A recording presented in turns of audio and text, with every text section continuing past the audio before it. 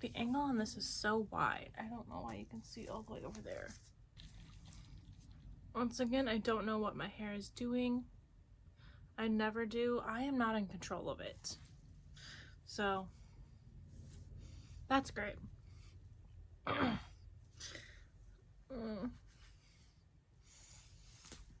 Alright, it's gonna be what it is. Alrighty, hello everyone, welcome back to my channel. My name is Haley. Hi, how are ya? And then today's video that I have for you guys is going to be the 25 books that I want to read in 2025. The chances of me getting to all of these books are very slim, not gonna lie, but I can dream. I have a horrible habit of actually sticking to my TBRs. I never do, but I have a horrible habit of not sticking to my TBRs. I almost never do stick to them. So the chances of me finishing all of these books on my TBR are little low, but that's something I'm trying to fix in the new year of 2025. I know a lot of times people usually put like a ton of like new releases on their New Year's TBRs or like beginning of the year TBRs, or they pick a lot of books that they don't have. This year I really want to start reading the books that I actually have on my shelves, which is another slight problem that I have, is not reading all of the books on my on my shelves. I really want to start reading the books that are actually on my shelves, not just like buying new ones and reading those. So most of these are books that I already own, that are already on my shelves, that I've had for a little while. And then a few of them are books that I don't have, but I've still been wanting to read for a while. And then I do have like, I think a couple new releases, but not that many. I think like one or two. Yes, let's just get into it with the first one that I want to have on my TBR is Bitter by Akwaeke Emmenes. And I did start reading it a little bit. Up to page like 6. I did start reading this because it is, not gonna lie, January 6th when I'm filming this, but that's okay. Sometimes you do this a little late, but I really want to read this in 2025. I've talked about this a couple times on my channel before. The first book in this is the prequel to the book Pet by Akwaeke Emmenes. That is my all-time favorite book. I love it so much. I think it is such an incredible story. I think that book should be taught in schools. The fact that it is on the banned book list is insane. A little bit of an angle change. Let's see. Sorry, the lighting in here is really weird. It's just dark and gloomy all day, so trying to find a good lighting, kind of hard. Anyway, it is a prequel to the book Pet by Akwaeke Emmenes. Like her mother and father, they met, their backstory, and like how they had to put in the work to make the world better for their kids and for the future generations. Very relevant, I think, to what is going on in the world today. Like I read the first page and like immediately first chapter had to highlight something. Yes, I think this book is very relevant to what's going on in the world today. I think everyone should read both Pet, the first book, and this one, even though I'm 6 pages in. I knew that this was the first book that I wanted to read in the new year, and boy is it relevant. I really knew that this was like, starting off with this book in the new year just like really felt right. That is Pet by Akwaeke Emmenes. The next book is a book that I started, got like 10 pages in, and then stopped. It is The Ballad of Songbirds and Snakes. The Ballad of Songbirds and Snakes by Suzanne Collins. The Hunger Games prequel. I don't think this needs to be explained that much. But yes, it is the Hunger Games prequel, especially since the movie came out like a year or so ago. Was that a year ago? I don't know. We all know what this is about. It's the prequel to the Hunger Games. The next book that I have on my list, this isn't a specific book. It's just more of a book. It's not a series. It is, but it isn't. Anyway. It is the Twisted Tales series by, if you don't know what the Twisted Tales is, it's basically just like Disney, not Disney stories, not the necessarily Disney princesses, but like all of like the Disney stories movies, but flipped. They're all from the view of the protagonist in whatever film it is. They're also like, I think each one is like written by a different author as well, and it's like they're not like interconnected at all. They're all just like standalones. But it's basically like whatever like antagonist is in that movie, it's like it's flipped. They are now the good guy, and it's their story that is being told. Because I love Disney movies so much, and I think anything to do with that, and I think that's a very interesting concept, and I really want to get into that like whole series because I have 3 of them. I bought 3 and then was like, I need to read these before I just buy all of them. Next book that I have is The Honeys by Ryan LaSala. Someone just explained this to me as queer horror, which sounds right up my alley. That's the only thing that I know about it. And then the next book that I have is Last Night at the Telegraph Club by Malinda Lo. This is a book that I bought like last year, I think. Maybe a couple years ago, I don't know. It's been on my shelf for a minute. Hugh can't remember exactly when the question took root, but the answer was clear the moment she and Kath Miller walked under the neon sign of a lesbian bar called the Telegraph Club. America in 1954 is not a safe place for 2 girls to fall in love. Red Scare paranoia threatens everyone, including Chinese Americans like Lily. Deportation looming over her father, Lily and Kath risk everything for love. It's like I hate to say historical fiction because it's in the 50s and that wasn't that long ago. But I think like queer stories, queer POC stories are very important to be telling and to reading, especially once again given the space that we are living in right now. And the next book that I have is Charisma by Jane Ryan. This book I've owned this book for so long that I've literally lost the dust jacket for it. I've had this since middle school. That is how long I've owned this book, and I've never read it. Like I said, I've had it since middle school, so that's another thing. If I've had it that long, God knows if I'll be interested in it again. God knows what it's about at this point. Allison suffers from crippling shyness. That is until she offered a dose of Charisma, an underground therapy drug guaranteed to make her shine. The effects are instant. She's charming, vivacious, and popular, but strangely so are some other kids she knows. Alright, then the next book that I have, I swear I have a copy of this somewhere. I just got it for Christmas. I don't know what happened to it. And that is Fellow Travelers by Thomas Maron. Like I said, I got this book for Christmas and I have no idea what happened to it. I put everything away from Christmas. It might just be like buried like in the couch somewhere. I have no idea because that's the last place I had it. But it is a queer love story set once again in the 50s, and I think it's like going back in time to like, it's like, I think the movie just came out like last year with Matt Bomer and Jonathan Bailey,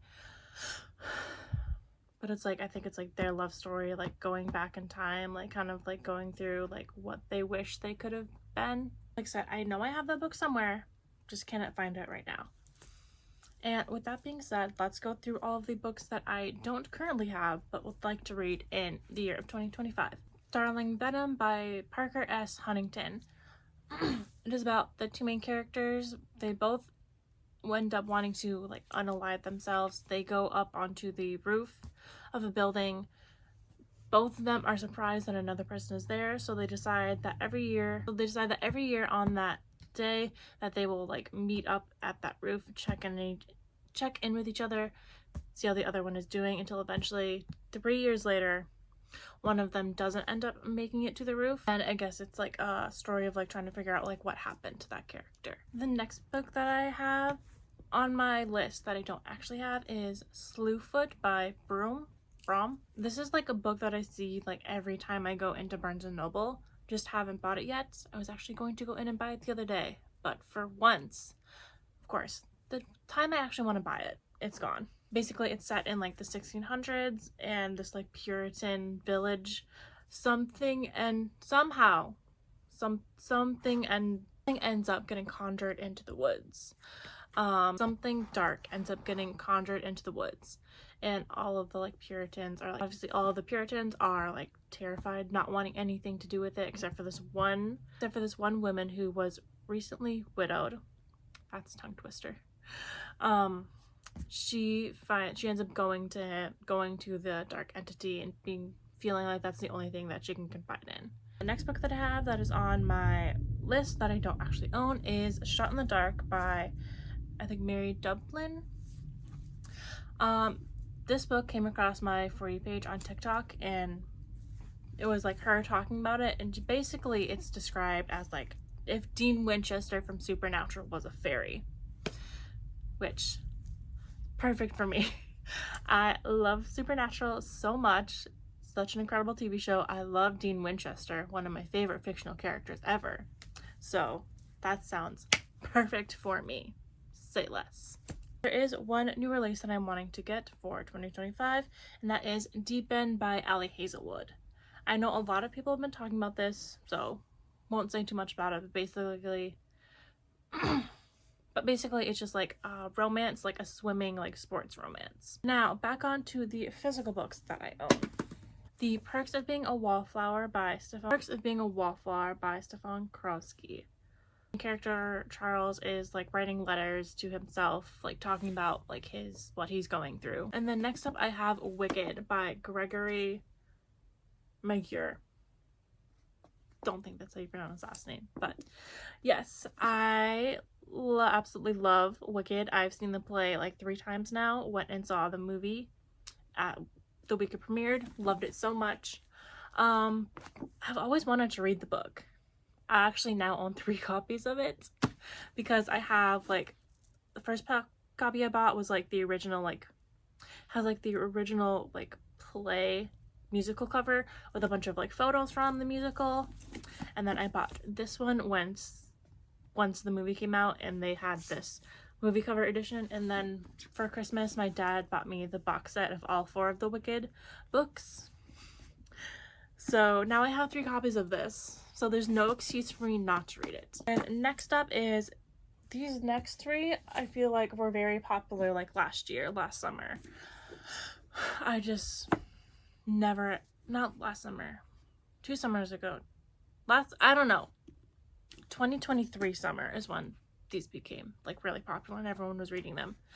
And that first one is Daisy Jones and the Six, set in the 60s. Daisy is a girl coming of age in LA in late 60s, sneaking into clubs on the Sunshine Strip. Yes, we all know what this book is about by now. It's a musician like in a band set in the 60s.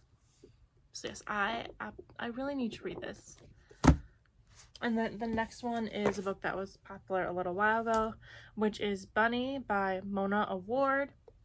And the reason I really want to read this one is I feel like everyone who talks about it it's kind of like a what the F book. Like, what's going on? What did I just read? Heard it described as like a darker version of like the Heathers or Mean Girls. So I really want to get into this book. Really want to read this year.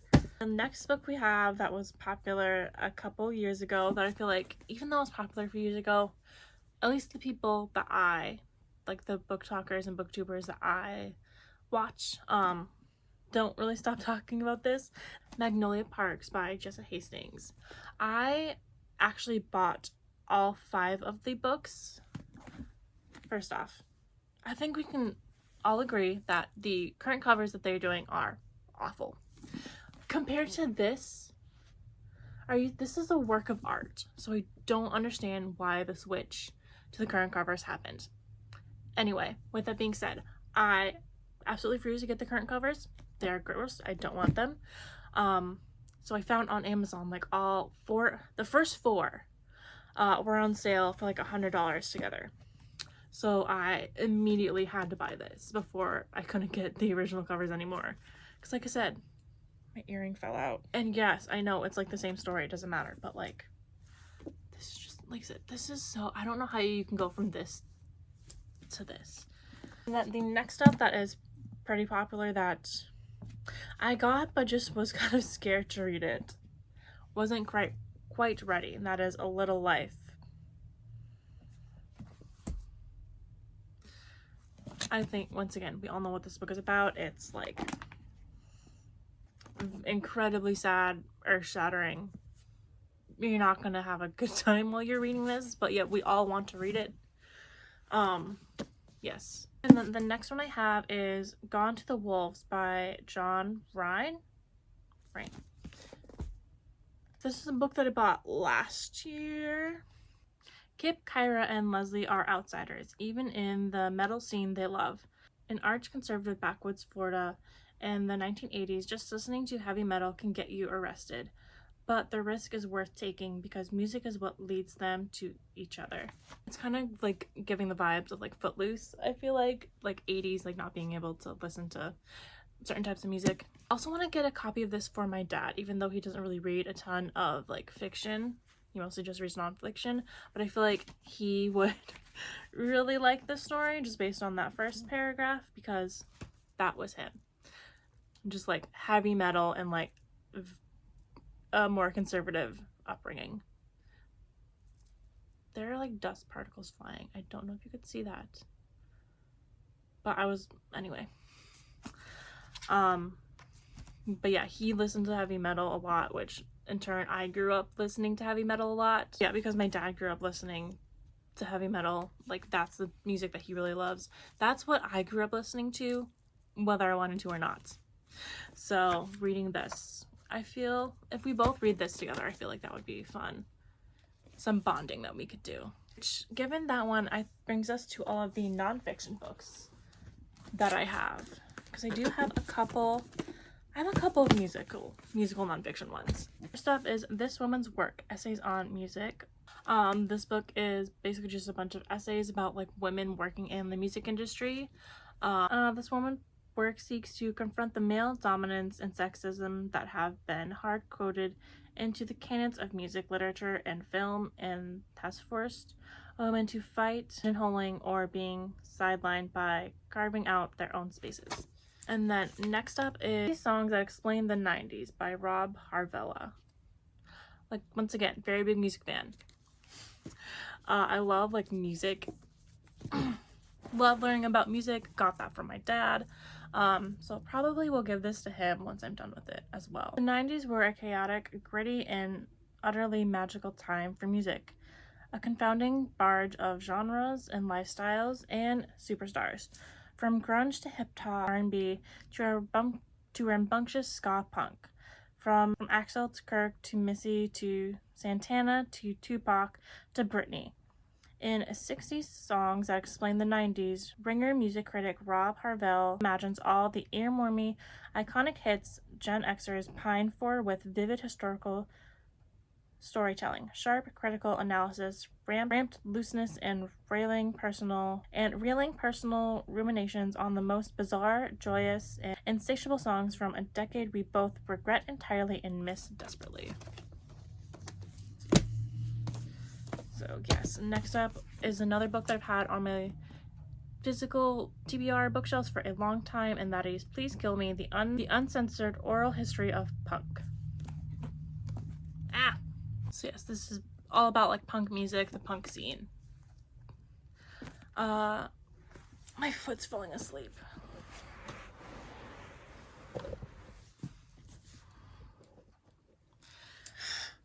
So yes, once again, it's been on my bookshelves for a long time. Would like to get this read. Also, it is brought up in Gilmore Girls. Jess and Rory were talking about it in one scene. The next step is I Survived Capitalism and All I Got Was This Lousy T-Shirt by Madeline Pendleton. For anyone who doesn't know who she is, I've been following her on TikTok for years, honestly. Like, since I got on TikTok. She is the owner of an like alternative punk fashion brand called Tunnel Vision, which I absolutely love. It's basically like her story, like all of the things that she has gone through in her life, and about like finances, like how she as like a lower income person like didn't start out with much, as kind of like tips and tricks on like how to save up to save money. I know it's kind of like an odd book, but yes, like I said, very big fan of hers. Been a fan of hers for years. When I heard that she was coming out with this, was super excited. So yes, that is another book that I really want to read this year. And that next up is There'll Be Peace When You Are Done. Actors and fans celebrate the legacy of Supernatural. Once again, very big Supernatural fan. When the show ended, was very sad. There was so much to say about the ending of that show. We can't get into it right now, but this is basically just like a collection of like another collection of essays. Not like essays, but like it's kind of just like a farewell notes from like a bunch of people who were involved in the show and the fandom, like actors, like crew members, like fans of the show. Just like saying goodbye and saying like what the show really meant to them. I just for the longest time was not ready to say goodbye to read this, especially given the ending of the show. I just didn't want to let go just yet. But now I think like I'm like finally ready to read this. So yes, those were the 25 books that I would like to read in 2025. At least I think that was 25. If not, oh well. But yes, that is the list of books that I'd like to read in 2025. If you were interested in reading any of these books or you have read any of these books yourselves, please let me know in the comments below. I know it was kind of like a wide range of books. I feel like this, and some of them were kind of specific, so maybe you haven't read all of them. But nevertheless, please don't forget to like, comment, and subscribe. Thank you so much for watching, and I will see you in the next one. Bye!